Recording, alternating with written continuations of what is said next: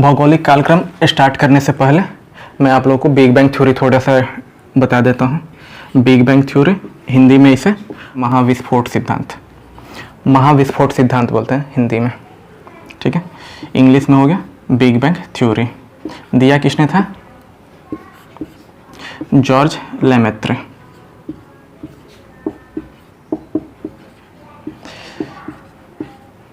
इसमें इन्होंने कहा क्या था? इसमें कहा यह गया कि टाइम पीरियड इसका 13.7 बिलियन ईयर्स एगो, 13.7 अरब साल पहले। और इसमें इन्होंने कहा क्या था कि जो पृथ्वी की उत्पत्ति है या पूरे ब्रह्मांड की जो उत्पत्ति है, चाहे वो कोई भी प्लैनेट हो या मिल्की वे हो, ये सब एक विस्फोट के द्वारा बने। अर्थात इनिशियली जो था ये केवल एक बहुत ही छोटा बॉडी था, सेलेस्टियल बॉडी था, बहुत ही छोटा, जिसका कि डेंसिटी इनफाइनाइट था, इनफाइनाइट टाइम्स डेंसिटी था, और लंबाई चौड़ाई बिल्कुल नहीं था, बट एकदम बिल्कुल पॉइंट फॉर्मेट में था और डेंसिटी इनफाइनाइट था। और इसमें जो है विस्फोट हुआ। क्यों विस्फोट हुआ? रीजन नहीं बताया गया, ठीक है। और इस विस्फोट के कारण जो आपके छोटे छोटे टुकड़े हुए उसके, और वो टुकड़े जो हैं वो धीरे धीरे बल्ज किए, अर्थात फैल गए, और इनकी जो इनफाइनाइट डेंसिटी थी वो अब कम हो गई, इनफाइनाइट नहीं रही, कम हो गई, और फिर उनसे जो है पिंड का निर्माण हुआ, जो कि आज आप तारे के रूप में देख रहे हैं, चाहे आप मिल्की वे के रूप में देख रहे हैं, आकाशगंगा के रूप में, या फिर प्लैनेट के रूप में। तो ये था बिग बैंग थ्योरी। तो इसका टाइम पीरियड जो था वो आपका 13.7 बिलियन ईयर्स एगो, ठीक है, याद रहेगा,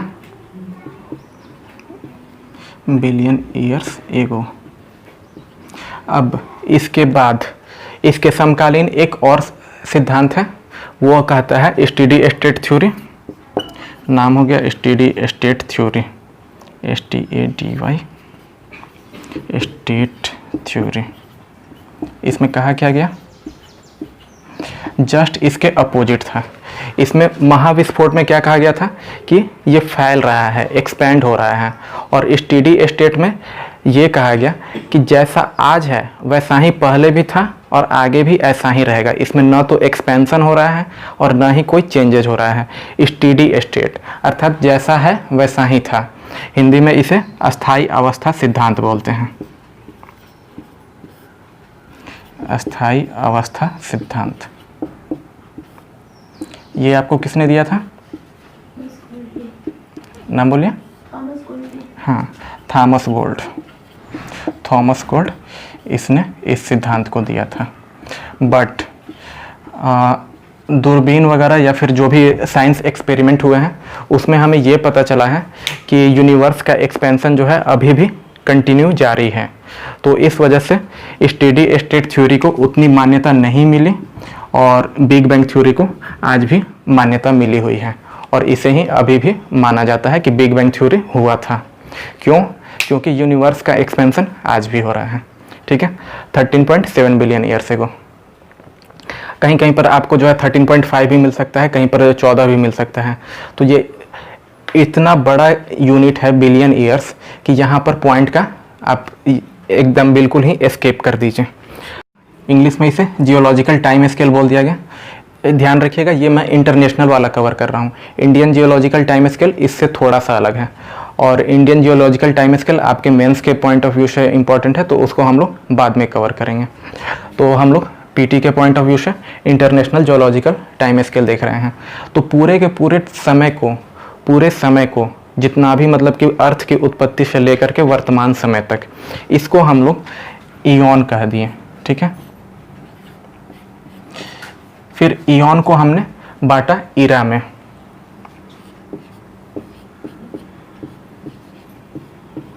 फिर ईरा को बांटा पीरियड में, फिर पीरियड को बांटा है इपोक में, ठीक है।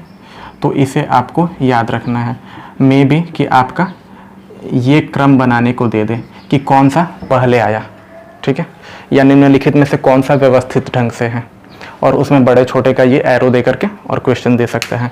ईऑन जो है वो सबसे बड़ी यूनिट, और एरा इससे छोटी, पीरियड इससे छोटा, और इपोक इससे छोटा। अब जो है इयॉन हमें नहीं पढ़ना है, ठीक है। हमें जो पढ़ना है वो बस ये 3 पढ़ने हैं। पृथ्वी की उत्पत्ति जो हुई है, ओरिजिन ऑफ अर्थ, ये आपको 4.5 बिलियन ईयर्स एगो हुआ है, ठीक है। इसे भी आप लोग याद रखिएगा, 4.5 अरब वर्ष पहले, इंग्लिश में बिलियन ईयर्स एगो, ठीक है, याद रहेगा। अब ध्यान ये रखना है कि जिस समय पृथ्वी की उत्पत्ति हुई थी उस समय पृथ्वी के एटमॉस्फेयर में अर्थात पृथ्वी के वायुमंडल में कौन कौन सी गैसेस थीं। तो इसमें आपका हाइड्रोजन था, मैं इसका बस केमिकल फार्मूला लिख रहा हूँ। हाइड्रोजन था, हीलियम था, नाइट्रोजन था, CO2 था और कुछ मात्रा में आपको मीथेन भी था, ठीक है, CH4। यही 5 मेन गैस थे उस समय। और CO2 इस समय जो था वो लगभग आपका 30% था, ठीक है। CO2 आपका 30% था, हाइड्रोजन, हीलियम, नाइट्रोजन और CH4 ये थे। ध्यान रखिएगा ऑक्सीजन नहीं था, ठीक है, ऑक्सीजन नहीं था। अब आपका क्वेश्चन ये होगा कि ऑक्सीजन फिर आया कहाँ से, जीव कैसे आए। तो एक चीज़ बताइए सिंपल, कि पहले जीव आया या फिर जीव द्रव्य आया। जीव द्रव्य, पहले मुर्गी या पहले अंडा, ये तो सिंपल है। पहले मुर्गी, पहले जीव आएगा तब फिर जीव का प्रोडक्ट्स आ सकता है, ठीक है ना। तो यही चीज़ हुआ था। तो आरंभ में जो लाइफ आया वो हमारा एनएरोबिक बैक्टीरिया के रूप में आया, मतलब कि वैसे बैक्टीरिया जो कि ऑक्सीजन नहीं लेते हैं, बिना ऑक्सीजन के सर्वाइव करते हैं। फिर उसके बाद धीरे धीरे शैवाल की उत्पत्ति हुई। फिर शैवाल क्या किया, फोटोसिंथेसिस किया। CO2 एबंडेंस था तो इस वजह से फोटोसिंथेसिस हुआ। फोटोसिंथेसिस में उसने CO2 कंज्यूम किया, कार्बन को कम किया और ऑक्सीजन को रिलीज किया। फिर उसके बाद धीरे धीरे फोटोसिंथेसिस करते करते उसके बाद फिर पेड़ पौधे आए स्थल पर। पहले एल्गी था जल में, फिर ये स्थल पर आया और एल्गी जो है वो आपको वाटर में ऑक्सीजन का लेवल बढ़ाया। तो वाटर में जब ऑक्सीजन का लेवल बढ़ेगा तो फिर आपको फिशेस वगैरह आ गए। तो फिश को अपना वाटर में घुला हुआ ऑक्सीजन मिल रहा था, इससे वो अपना रेस्पिरेशन वगैरह किया, श्वसन किया और वो सर्वाइव रखे। और उसके बाद फिर जब इस पे आया स्थल पर पौधों का निर्माण हुआ, तब धीरे धीरे ऑक्सीजन की उत्पत्ति वर्तमान रूप में हो गई। और इस समय जो ऑक्सीजन का परसेंटेज लेवल है कितना है, 21%, ठीक है। 21% आपका ऑक्सीजन है और CO2 की CO2 हाँ 0.03%, ठीक है। ये इनिशियली कितना था, 30। जिस समय अर्थ बना उस समय 30 था और इस समय 0.03। और हम लोग इतना ग्लोबल वार्मिंग करते हैं ना, इतना हम लोग स्पीच वगैरह देते हैं कि ये हो रहा है वो हो रहा है, लेकिन अभी तक हम लोग 0.04 नहीं पहुँचे हैं। और उस समय कितना टेम्परेचर रहा होगा, ठीक है। तो चलिए इसके बाद हम लोग आते हैं टाइम स्केल पर। तो टाइम स्केल में आपका, मैं पहले ही बोल चुका हूँ कि इयॉन आपको नहीं पढ़ना है, ईरा पढ़ना है। आपको याद रखना है, वो आपको ईरा याद रखना है, पीरियड याद रखना है, इपोक याद रखना है और इन इपोक्स में कौन सा इवेंट हुआ था, अर्थात क्या चीज़ इसमें इम्पॉर्टेंट है जो कि एग्जाम्स में आपको पूछे जाते हैं, उसको मैं यहाँ पर चर्चा करूँगा, ठीक है। तो सबसे पहला जो आपका है वो आपको प्री कैम्ब्रियन ईरा कहते हैं, ठीक है। प्री कैम्ब्रियन ईरा पेलियोजोइक के जस्ट पहले। पेलियोजोइक आपका महाकल्प हो गया सबसे पुराना, मेसोजोइक मध्य महाकल्प और सीनोजोइक नव महाकल्प, ठीक है।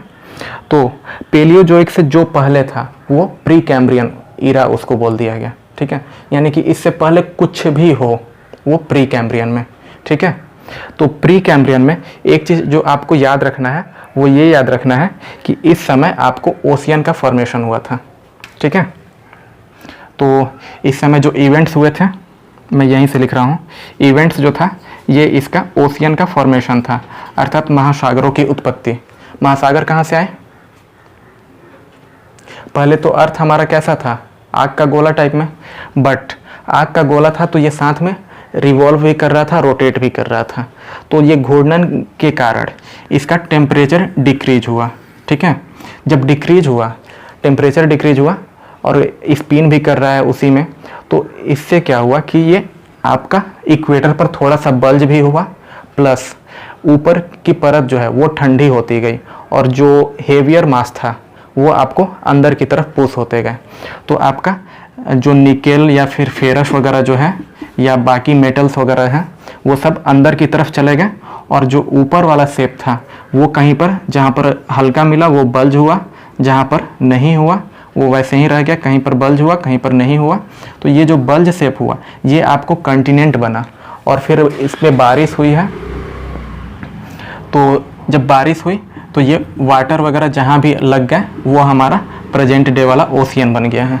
तो इस तरीके से ओशियन का फॉर्मेशन हुआ। ओशियंस के अलावा एक पहाड़ की भी उत्पत्ति हुई थी इसी टाइम में, विश्व का सबसे प्राचीन पहाड़ अरावली। ठीक है, तो इस समय अरावली का भी फॉर्मेशन हुआ। इसके अलावा आपको वाटर में लाइफ का स्टार्ट हुआ। ठीक है, लाइफ का ओरिजिन हुआ है, तो आपको ये ओरिजिन ऑफ लाइफ भी पूछ सकता है, और ये कहाँ पर हुआ है? वाटर में। ठीक है, कौन से जीव आएंगे यहाँ पे? यूनिसेलुलर, एक कोशिकीय। ठीक है, और एक कोशिकीय होगा तो जाहिर सी बात है इनवर्टिब्रेट्स होगा। ठीक है, इनवर्टिब्रेट्स अकशेरुकी, जिनकी रीढ़ की हड्डियाँ नहीं पाई जाती हैं। ठीक है, ये मेनली आपको बैक्टीरिया ही रहते थे। ठीक है, और ये अनएरोबिक रेस्पिरेशन करते थे, क्योंकि यहाँ पर इस समय जो था ऑक्सीजन था नहीं, तो ये अनएरोबिक रेस्पिरेशन करते थे, और फिर इनसे जो है एल्गी उत्पन्न हुआ है आगे के टाइम में। तो ये हमारा था प्री कैम्ब्रियन एरा। अब हम लोग चलते हैं पेलियोजोइक पर। तो पेलियोजोइक को जो है आपको 6 भागों में बांटा गया है। ये प्री कैम्ब्रियन है, यहाँ पर याद हो गया। तो प्री कैम्ब्रियन के तो ये किससे पहले आएगा? कैम्ब्रियन से पहले आएगा। ठीक है, तो यहाँ पर आपका कैम्ब्रियन हो गया। ठीक है, याद हो गया एक। अब इसके बाद जो है ऑर्डोविशियन है। इसके बाद जो है आपका पेलियोजोइक में हम आ गए। तो पेलियोजोइक को 6 पीरियड्स में बांटा गया। पेलियोजोइक ईरा था, ईरा को पीरियड्स में बांटा गया, तो पेलियोजोइक को 6 पीरियड्स में बांटा गया है। तो कैम्ब्रियन आया, फिर ऑर्डोविशियन, फिर सिल्यूरियन, फिर डोविनियन और कार्बोनिफेरस, फिर पर्मियन। इसमें जो है आपको ये किस तरीके से याद करना है? तो बस कालक्रम याद करना है कि ये जो है न्यूअर है और ये जो है कैम्ब्रियन ये ओल्डर है। तो कैम्ब्रियन आपको याद ही है कि ओल्डर है, क्योंकि ये प्री कैम्ब्रियन से रिलेट कर रहा है, तो ये ओल्डर है और ये न्यूअर है। तो ये आपका मे बी कि क्रम बनाने को दे सकता है कि मतलब कि कौन सा न्यूअर है कौन सा ओल्डर है, इसको क्रम में अरेंज कीजिए। और हो सकता है कि ये 6 आपको ना दे, केवल 4 ही दे और 4 का ही क्रम बनाने को कहें। तो इस तरीके से आप इसको याद रखिएगा। और प्री कैम्ब्रियन के का कोई इवेंट्स आपको नहीं याद रखना है। इवेंट्स आपको किसका याद रखना है? ऑर्डोविशियन का। तो ऑर्डोविशियन को इवेंट्स क्या है? तो इस समय आपका फर्स्ट फिश आया था। ठीक है, अर्थात मछली की उत्पत्ति हुई है। ठीक है, पहला जो फिश आया वो आपका ऑर्डोविशियन पीरियड में आया है, तो ये आपको याद रखना है। सिल्यूरियन जो है ये आप नहीं याद रखिएगा तो भी चलेगा, बट इसमें जो है ये आपका प्लांट आया। ठीक है, फर्स्ट प्लांट। तो ये प्लांट आपका एल्गी के फॉर्म में था, तो इसको आप स्किप कर सकते हैं। डोविनियन आपको याद रखना है। डोविनियन को एज ऑफ फिश कहा जाता है। ठीक है, दोनों में अंतर समझ में आ रहा है? हाँ, इसमें जो है फिश की वैरायटी आपको मतलब कि डाइवर्सिटी देखी जाएगी फिशेस में, और साथ ही क्वांटिटी भी बहुत ज़्यादा, मतलब कि डोमिनियन में आपका फिश हो गए। और यहाँ पर आपकी फिश की उत्पत्ति हुई थी, अर्थात पहला फिश आया था। अब जो है इसके बाद कार्बोनिफेरस आपको याद रखना है, और इसको फिश एज, और साथ में इसी टाइम आपको एम्फीबियन भी आए थे, उभयचर आए थे। ठीक है, उभयचरों की उत्पत्ति हुई थी। ये भी आप नहीं याद रखिएगा तो भी चलेगा, बट ये याद रखिएगा कि डोविनियन को फिश एज के नाम से जानते हैं। ठीक है, अब इसके बाद आपको कार्बोनिफेरस याद रखना है। क्यों याद रखना है? कि क्योंकि कार्बोनिफेरस टाइम को एज ऑफ कोल कहा जाता है। ठीक है, तो इसे हम लोग एज ऑफ कोल कहते हैं, या फिर कोयला का युग कहा जाएगा। याद रहेगा, सिंपल है। कोयला किसका फॉर्म है? कार्बन का, तो कार्बन से कार्बोनिफेरस, ठीक है, अर्थात कार्बन प्लस फेरस अर्थात कार्बन का युग, कोल का युग, ठीक है। तो जितने भी, इस पे मैं थोड़ा सा चर्चा करूंगा कोल पर। पर्मियन जो है ये आपको यहाँ पर वर्टिब्रेट्स का आगमन हुआ है, ठीक है, वर्टिब्रेट्स कशेरुकी अर्थात रीढ़ की हड्डी वाले जानवर आ गए, रीढ़ की हड्डी वाले जानवर, ठीक है, या फिर इसे आप लोग कशेरुकी कह सकते हैं। तो पर्मियन, अब ये पर्मियन से आपको बस यही याद रखना है कि रीढ़ की हड्डी वाले जीव आ गए। कार्बोनिफेरस में थोड़ा सा मैं डेप्थ चल रहा हूँ, इसमें एज ऑफ कोल आया, अर्थात इस समय जो है कोयले का मतलब कि भंडार हुआ, ठीक है। और जितने भी कोल हैं आपको लगभग सारे कोल आपको कार्बोनिफेरस पीरियड से ही बिलोंग्स करते हैं। और इसमें चूंकि ये काफ़ी लंबा एज है, तो अब जो पहले जो प्लांट वगैरह जो दब गए, ठीक है, जो प्लांट पहले दबे वो आपको एंथ्रासाइट बने। कोल की वैरायटी पता है ना, 4 वैरायटी, एंथ्रासाइट, बिटुमिनस, लिग्नाइट और पीट। तो जो पहले दबे वो आपको एंथ्रासाइट बने, जो उससे लेट दबे वो बिटुमिनस बने, फिर लिग्नाइट और फिर पीट, इस तरीके से। और इनमें सल्फर कंटेंट आपका वेरी करता है, सल्फर परसेंटेज बताने की ज़रूरत नहीं है, आपका 80 से 90% रहता है एंथ्रासाइट में, ठीक है। लिख दें कोयला वाला, याद रहेगा। 80 से 90 रहे तो फिर आपका एंथ्रासाइट रहेगा, ठीक है। 60 से 80 रहे तो बिटुमिनस, फिर 40 से 60 रहे तो आपका लिग्नाइट, और 40 से 50 रहे या 40 से कम रहे तो आपका पीट है, ठीक है। और सल्फर कंटेंट जो है आपका जैसे जैसे नीचे जाइएगा वैसे वैसे बढ़ता जाएगा। आपका क्वेश्चन ये भी दे सकता है धुआं पर, जिसमें सल्फर कम रहेगा वो धुआं कम देगा, ठीक है, जिसमें सल्फर ज़्यादा रहेगा तो वो धुआं ज़्यादा देगा।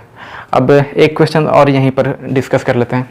भारत जो है कोयले का एक्सपोर्टर है या इंपोर्टर? दोनों है, ठीक है।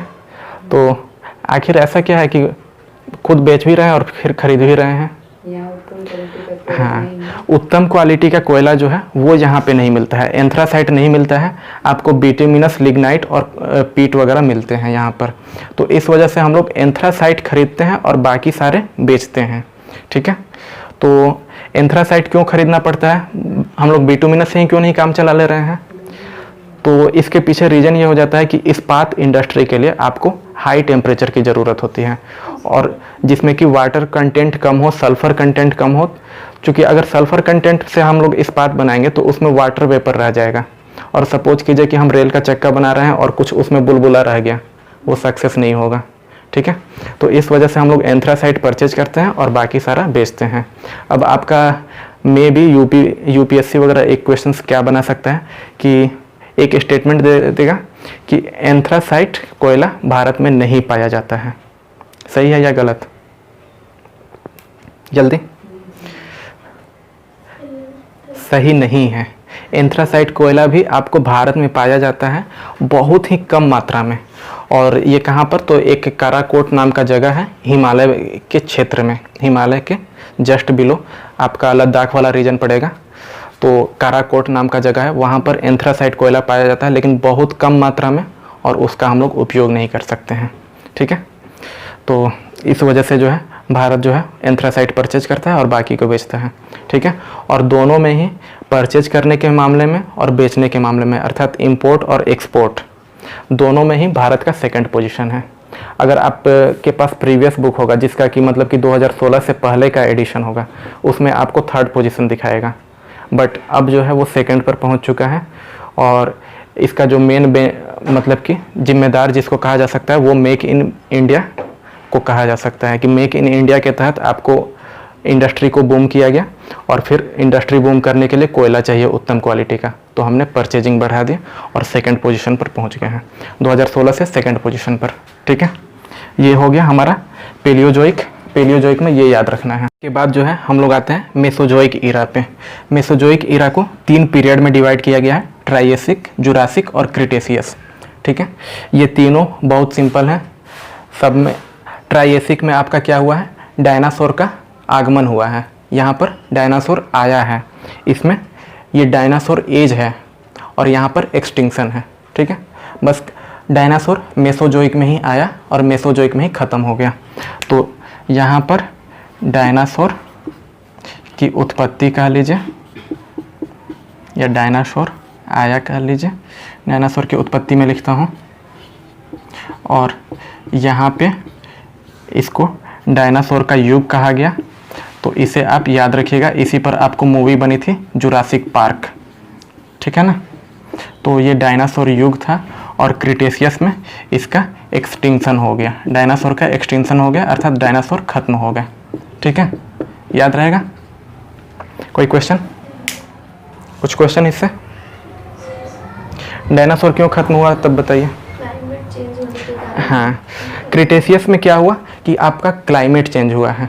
ठीक है, पहले जो अर्थ वार्म था वो थोड़ा सा कोल्ड हुआ, और डार्विन का थ्योरी है सर्वाइवल ऑफ द फिटेस्ट, अर्थात जो फिट होगा वही सर्वाइव करेगा। तो ये साइज में काफ़ी बड़े थे। ठीक है, और क्रिटेशियस नाम में ही आपको लग रहा है कि क्रेटर, क्रेटर लगा हुआ है। क्रेटर किससे संबंधित है, ज्वालामुखी से। तो इस समय जो है ज्वालामुखी का उद्भव हुआ है, काफ़ी सारे ज्वालामुखी आए थे, और ये जब ज्वालामुखी आया तो इन्हें भागने के लिए भाई वक्त चाहिए, इन्हें समय नहीं मिला, इनकी बॉडी बड़ी थी, नहीं भाग पाए। ठीक है, तो कुछ ऐसे मर गए। इसके अलावा आपको मेटियोर्स गिरे थे। ठीक है, मेटियोर समझते हैं, उल्का पिंड। हाँ, तो उल्का पिंड भी गिरे, तो उल्का पिंड से भी कुछ इनका एक्सटिंक्शन हुआ, लेकिन इसके बाद भी सारे नहीं खत्म हो सकते, बट सारे खत्म हुए। तो कुछ तो क्लाइमेट चेंज की वजह से, और कुछ जो मतलब कि क्लाइमेट को थोड़ा बहुत सरवाइव कर ले रहे थे वो फिर अपना प्रजनन नहीं कर पाए उस रेशियो में जैसा कि पहले था, तो प्रजनन नहीं कर पाए, तो इनका धीरे धीरे एक्सटिंक्शन हो गया। और साथ में इस समय कुछ छोटे छोटे जीव आ गए जो कि सरवाइव करना स्टार्ट कर दिए। तो ये छोटे छोटे जीव जो थे ये इनके अंडे चुरा करके खा जाते थे या फिर इनके अंडों को बर्बाद कर देते थे। तो इस वजह से मतलब कि इनका नेक्स्ट जनरेशन नहीं आ पाया और धीरे से ये खत्म हो गए। ठीक है, और तिलचट्टा जो इस समय आपको दिखता है घरों में, ये क्रिटेशियस टाइम का ही तिलचट्टा है।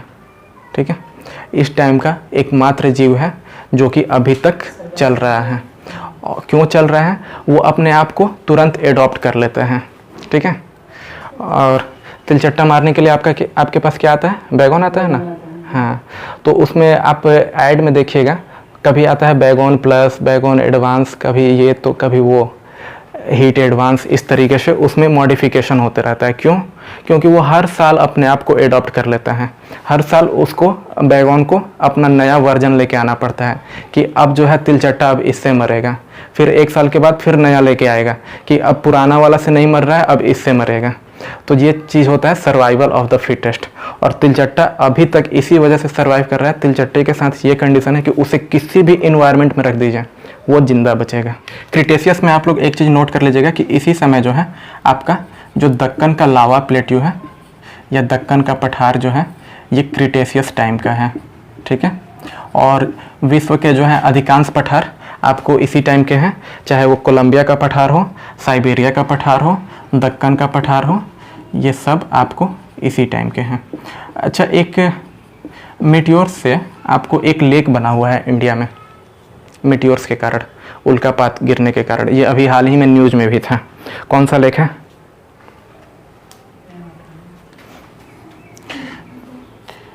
तो इसे आप लोग याद भी रखिएगा।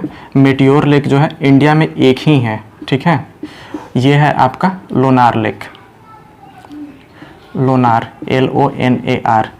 स्टेट कौन सा? महाराष्ट्र।